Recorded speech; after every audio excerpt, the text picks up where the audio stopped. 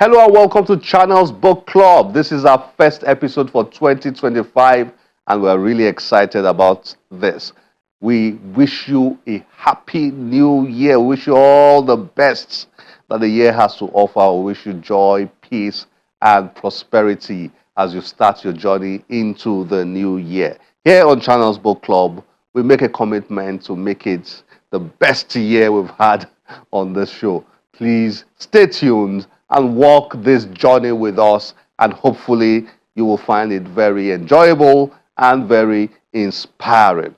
Well, in 2024, we attended a number of interesting events, book launches, book readings, book festivals, book fairs, and so on. We're getting started today by taking you on a trip down memory lane. Just a little bit, remind you of those events that we attended, and then when we come back, you have something interesting to ponder upon.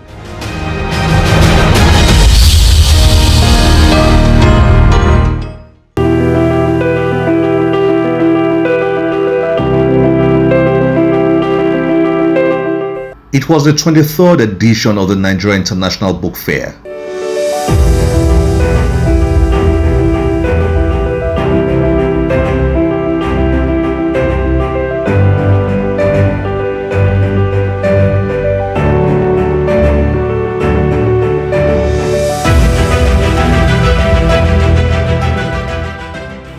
The theme for the hybrid event was Universal Basic Education and the Book Ecosystem, setting the agenda.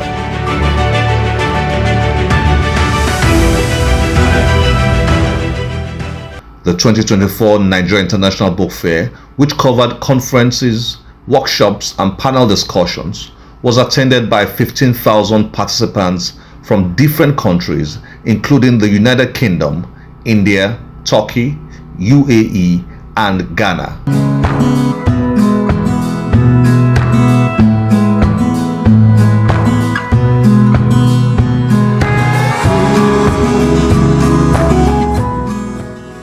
In 2024, the annual book fair, which is the biggest in Nigeria, continued to face many challenges that hinder it from becoming much bigger and more successful.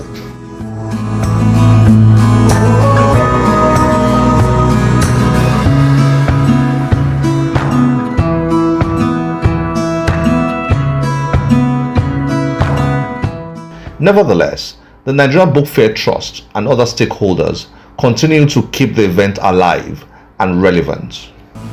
You know, for me, whenever I'm around books, it's always exciting. So it's exciting. I love to see the little children, you know, the interest in their eyes when they're looking at the books.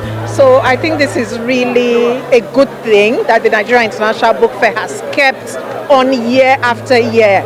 And book lovers and the general public can look forward to coming to one central location to buy a variety of books and to just see what's going on in the book industry. This call for entries will close on the 2nd of April 2024. Africa's biggest literary prize continued to march on in 2024. In February, a call for entries for the 2024 Nigeria Prize for Literature and the Nigeria Prize for Literary Criticism was made by the organizer, the Nigeria LNG Limited. 163 entries were received for the Nigeria Prize for Literature, while 24 entries were received for the Nigeria Prize for Literary Criticism, all competing for the prestigious cash prize of $100,000 and $10,000 respectively. The Nigeria Prize for Science, with a cash prize of $100,000, is the third of the prizes. The Nigeria Prize for Literature, which rotates among 4 literary genres: prose fiction, poetry, drama, and children's literature, focused on children's literature in 2024. Coincidentally, 2024 marked the Nigeria LNG Limited's 35th anniversary as a corporate entity, its 25th year of operation, and the 20th year of the Nigeria Prize for Literature and the Nigeria Prize for Science. Ahead of the major announcement, the advisory board of the Nigeria Prize for Literature announced that there was no winner for the 2024 Nigeria Prize for Literary Criticism. insignificant and irrelevant entries for literary criticism were received, and there is consequently no deserving winner for the 2024 the Nigeria Prize for Literary Criticism.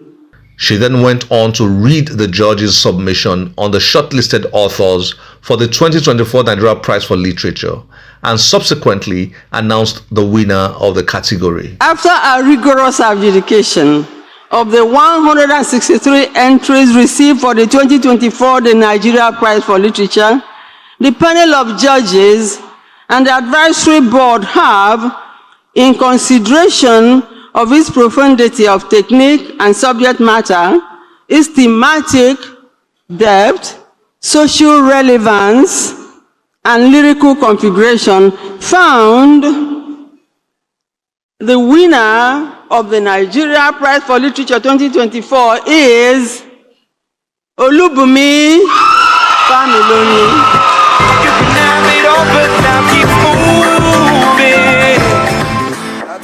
As Africa's most prestigious literary award, the Nigeria Prize for Literature continues to inspire Nigerian writers and promote a literary culture.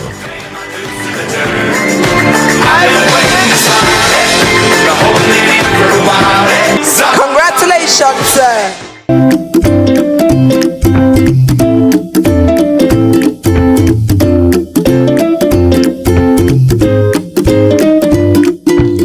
The Akada Children's Book Festival returned in 2024 for its 6th edition with the theme, Read Your Way.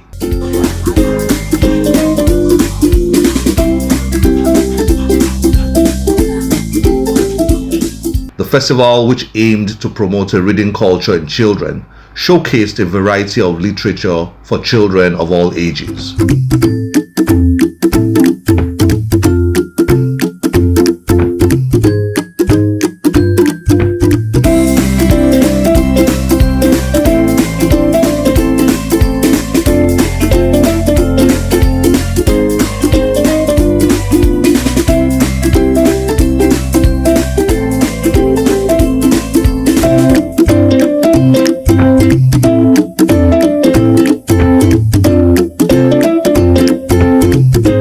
The young ones, with their parents, teachers and guardians, turned up for the annual festival at the Upbeat Recreational Center in Lagos.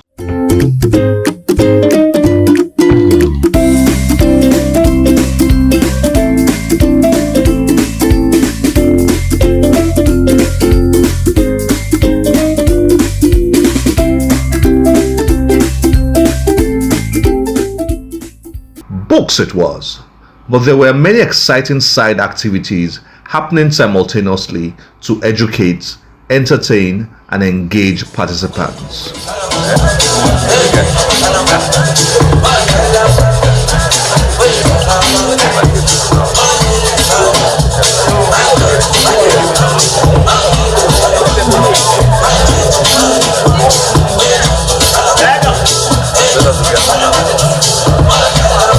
Authors read their books and interacted with the children. Rashid had lived in Sokoto all his life and had been to the Sultan's palace countless times.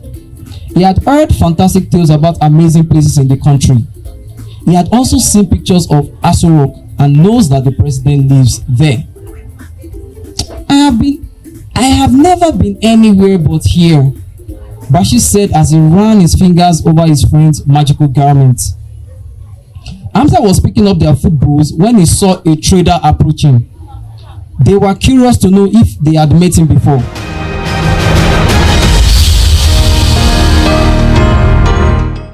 Those were just a few of the events we attended in 2024. That definitely could not do justice to all the events we attended in 2024. Well, it's a short program, so we can only do short snippets here and there.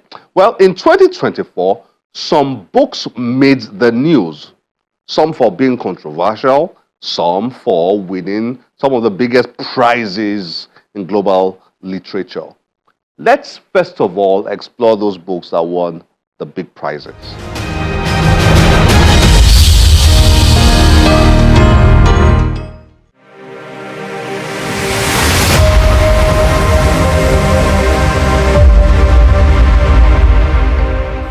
Year in, year out, some notable awards dominate the news space globally. For the book industry, some of these awards include the Nobel Prize in Literature, the International Booker Prize, the Booker Prize, the Fiction Pulitzer, and coming home is the Nigeria Prize for Literature, amongst others. This year's Pulitzer Prize for Fiction was awarded to West Virginia writer Jane Ann Phillips for her novel Night Watch, while the non-fiction prize went to A Day in the Life of Albert Salama, Anatomy of a Jerusalem Tragedy by Nathan Thrall. Jane Ann Phillips' Night Watch is set in West Virginia and is about a traumatized family in the aftermath of the Civil War. A Day in the Life of Albert Salama, Anatomy of a Jerusalem Tragedy by Nathan Thrall is a finely reported and intimate account of life under Israeli occupation of the West Bank. The Pulitzer Prize for Fiction and Non-Fiction are annual awards with a cash prize of $15,000 each. The prize recognizes the best American fiction and non-fiction published in the previous year. The awards are part of the American Pulitzer Prizes, which are annually awarded for letters, drama, and music.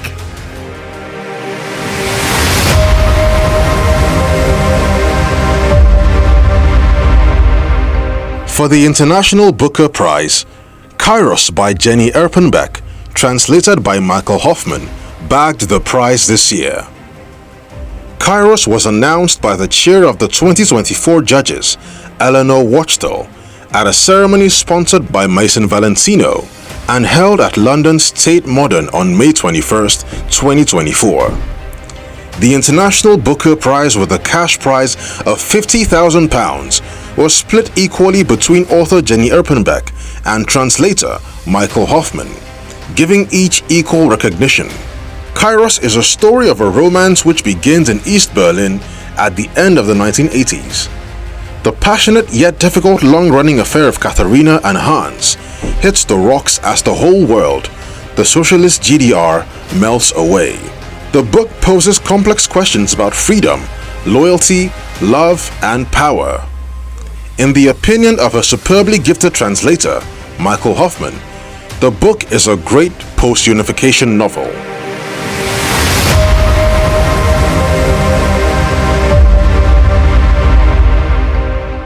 The African space was not left out in the global recognition as Olubunmi Familonu won the 2024 Nigeria Prize for Literature. The Nigerian Prize for Literature, which is sponsored by Nigeria LNG Limited, is the biggest in the African continent with a cash prize of $100,000. The award annually explores drama, prose, poetry, and children's literature, with this year's category being the latter.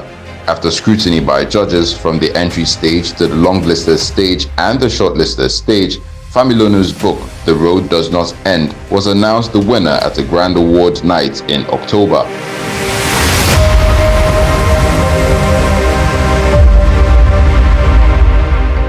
Orbital by Samantha Harvey emerged winner of the Booker Prize 2024. The chair of the judges, Edmund de Waal, announced at a ceremony held in Old Billingsgate in London. Harvey, a British author, received £50,000 and a trophy, which was presented to her by Paul Lynch, winner of the Booker Prize 2023. The feat inscribed her name as one of 5 women on a history-making shortlist of the award and the first woman to win it since 2019. The award-winning book, Orbital, takes place over a single day in the life of 6 astronauts and cosmonauts aboard the International Space Station. The 136-book page invites readers to observe Earth's splendor while reflecting on the individual and collective value of every human life. Orbital, which is the second shortest book to win the prize, has been the biggest-selling book on the shortlist in the United Kingdom and has sold more copies than the past 3 Booker Prize winners combined has sold up to the eve of their success.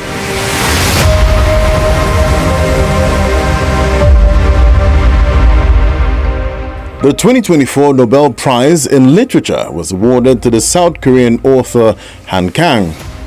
It was announced by the Swedish Academy in Stockholm, Sweden on October 10, 2024 and was awarded on December 10, 2024. The 54-year-old author was awarded for her intense poetic prose that confronts historical traumas and exposes the fragility of human life. Kang began her career in 1993 as a poet, but has since written mainly novels and short stories. She has a unique awareness of the connections between body and soul, and living and the dead, and in her poetic experimental style has become an innovator in contemporary prose. Some of her works include The Vegetarian, Human Acts, and We Do Not Part. Congratulations to all those big winners in 2024. 2025 is another year when writers will be competing for the big prizes. Well, apart from winning big prizes, some books make the news for just being controversial. And it's interesting to note that the more controversial a book is, the more the book sells. That's just it. It has been from time immemorial. Once a book is controversial, it makes the news. When a book makes the news, it sells. Controversies sell. Whether a writer intentionally writes to be controversial or intentionally or is unintentionally controversial, at the end of the day, once a book is controversial, it tends to sell. That's just the way it works with books and movies. Why so? Well, maybe there's something in all of us that just likes controversies. One book that made the news big time in 2024 is this book on your screen. Oh yes, you know the book written by Dele Farotimi. Wow, it just exploded. Dele Farotimi had written books before this one. How many people knew about those books? I'm not sure. But this one suddenly exploded because in it, Mr. Farotimi made certain allegations that got certain people upset. And when I say certain people, well, top on that list is the iconic lawyer, Chief Afe Babalola, SAN. And then, you know the rest of the story. We don't get into all the politics on Channel's Book Club. We just focus on the book side of it. Dele Farotimi's book suddenly became a bestseller on Amazon.com. Incredible. It just exploded. The sales exploded. People all over the world started, just click buy, because the book became big news in Nigeria. Well, we'll come back to Dele Farotimi's book. But in Nigeria, you've had books that have been very controversial over the years. Remember when Nasser El-Rufai wrote his book, The Accidental Public Servant. That book was controversial. People just came out with their swords and daggers, went after El-Rufai because of that book. And because it was controversial, it made the news. Because it made the news, the book became a bestseller. And we featured that book here years ago when it first came out. We had the author here on the show when it first came out. You can see the video there. I was looking very different in that video many years ago. Well, after his own book, there were other books that came out that were controversial. One of them that comes to mind very quickly is former President Olusegun Obasanjo's autobiography titled My Watch. Remember, some people came out with their own daggers after him, after that book was released. And it just generated so many counter comments, so many. I remember then speaking with Professor Wole Soyinka over some of the comments made by President Olusegun Obasanjo in that book and his own reaction and President Obasanjo's counter reaction. And it was just all over the place back then. But the book became a bestseller partly for that reason. So once a book becomes controversial, it just becomes a bestseller. That's the way it works. So Dele Farotimi's book has become a bestseller because of its controversy. But not just that, all the drama surrounding it. Are you aware that there was a court injunction stopping the sale of the book in some of the leading bookstores? in Nigeria, Roving Heights, Pataba, and the rest of them, bookstores that are famous when you want to find books, those are the places you go. They got court injunctions instructing them to stop selling the book. Censorship? Really? Well, they were stopped from selling the books. They got injunctions, they got emails, not just from the courts, but they've got threats about not going ahead with selling the books, the book rather. And it's all over the place. We are going to follow that story, so be on the lookout. We'll talk to one or two of those booksellers and ask them to share their experiences, because that is quite unusual in Nigeria for bookstores to get injunctions to stop selling books. Quite unusual. So, Farotimi's book is selling. I'm sure you are looking for it. Everybody's looking for the book to read. That's the way it works. But be careful. There's a lot of heat on that particular book. A lot out there. Court cases, up and there. But like I said, on Channels Book Club, we focus on the book aspects of things. So we're all focused on whether or not a book is selling, whether or not the court is saying a book should sell or not sell, whether a book is making bestsellers list, etc., etc. And hopefully we'll talk to the author sometime and the booksellers and everybody involved. Just follow the story. That's what we do on Channels Book Club when it comes to books. Well, let's get a little bit of the Farotimi story.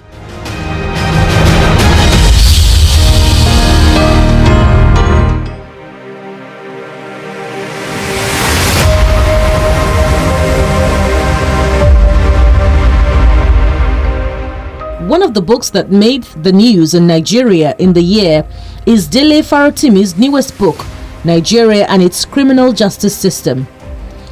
The 13-chapter book offers Farotimi's critique of the Nigerian judiciary system, delving into its historical roots, systemic corruption, and the socio-political implications for Nigeria. Farotimi's controversial book has since led to a series of court cases and court orders, as there have been allegations of defamation, especially by Are Afe Babalola, a senior advocate of Nigeria, who has led the charge against Farotimi. Aside the ruling that stopped the sale of the book, Babalola is seeking 500 million naira in damages from Farotimi. Farotimi was arrested on December 2nd, 2024 in Lagos and transported to Ekiti State and later charged to court. The 116-page book, which was independently published on July 2nd, 2024, had experienced low sale until the author's arrest. Since then, demand for the book has exploded, and while a court injunction has stopped the sale in Nigeria, the book has become an Amazon bestseller.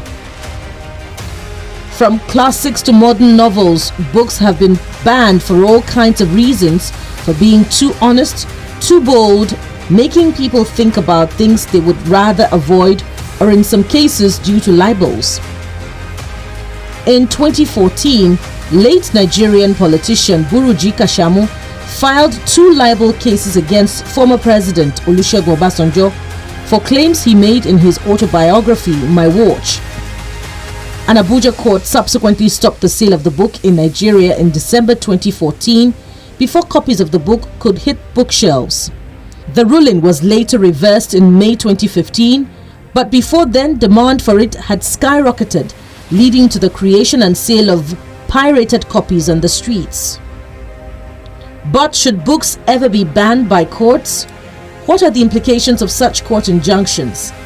These are questions that have been debated for a long time, and Farotimi's case stirs them up again for writers, publishers, the academia, freedom of speech advocates, literary activists, and just about everyone to ponder upon.